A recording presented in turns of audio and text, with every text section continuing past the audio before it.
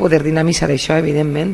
Sobre això sí que volia dir més que res perquè com vull dir que acceptem que podíem haver fet més difusió, però ser la causa de la baixa participació que l'Ajuntament, això ho has dit tu, has dit que derivar en la baixa participació, dir això és un poc extrem, no? Vull dir que això requereix que fer-ho, pressupost, i ja ho he comentat, però que no diguem, perquè jo, bueno, que també saps que soc pare i als pares no s'ha arribat, entonces el que analitzar és per què la gent no participa, però evidentment segurament en més difusió nostra a la ciutat, però no és l'únic element, és que m'ha apuntat derivar la causa-efecto, no s'ha fet publicitat a l'Ajuntament, la gent, els pares no van.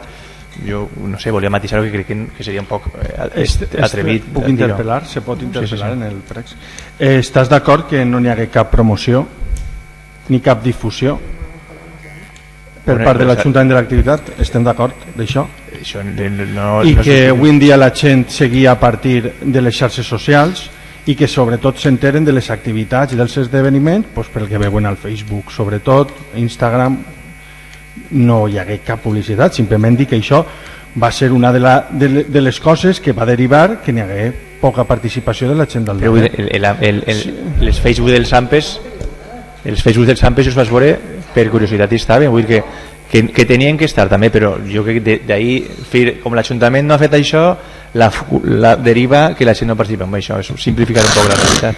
Te puc dir un exemple, els meus xiques de la meva escola ixen perquè entre música i valencià es pugen un punt i van tots a la batucada, si no, no vindria ningú, perquè és un dissabte de vesprada, perquè hi ha xavals de 12 anys es costa arrencar un dissabte de vesprada que te vinguen, però tot el món se fica la seva samarreta perquè tenen en compte que Escola Valenciana és qui té que fer la difusió i tot el món té la carpeta, igual que te la tenen tots els xiquets. Però també hi ha ajuntaments que fiquen autobusos, jo tampoc demano això.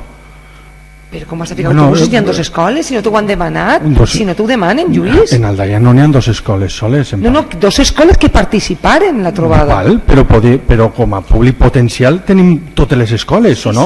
O estàs reduint a dues soles. El que passa és que jo també t'he dit que jo crec que Escola Valenciana, i això és una reflexió que ja estem fent, se tindran que fer veure que és la festa per la llengua, si això, que era molt bonic, ho fa 28 anys, tot canvia i tot evoluciona, i jo crec que pues sincerament, si Aldaia tinguera que muntar con Torrent, te puc dir ja que no muntaríem un entaulat així, la trobada de tots els xiquets en l'avinguda i l'entaulat així que ja no quedava ningú, perquè la gent quan passa la seva escola i puja al quadret se'n van a casa ja. Entonces, de luego con Torrent no ho muntarem, t'ho puc assegurar, però que sí, que farem publicitat. Clar que sí. Jo sí que estava i l'avinguda estava plena, vull dir-te, possiblement Torrent, en aquest cas pues no ho muntaria de la manera adequada, no m'atrevisc a dir això perquè vaig estar treballant en un taller, en aquest cas en el de l'AMPA del Col·le del Mufí, però simplement torno a repetir, estàs d'acord en que no n'hi hagué cap promoció de l'Ajuntament sobre l'activitat?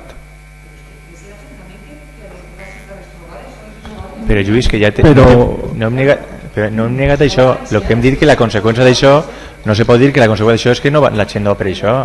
Ho has preguntat 3 vegades, els datos objectius no se poden qüestionar. El que estem dient és que això no se pot imputar que com no està això la gent dona per això, perquè